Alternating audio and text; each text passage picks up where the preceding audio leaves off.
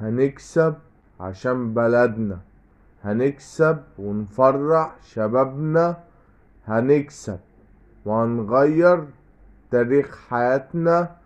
بنلعب بقلبنا وورانا ربنا دايما في ظهرنا، ومحدش احسن مننا، ومحدش في البطولات هيكسب زينا. أسود الفراعنة محافظين على تاريخنا واسمنا.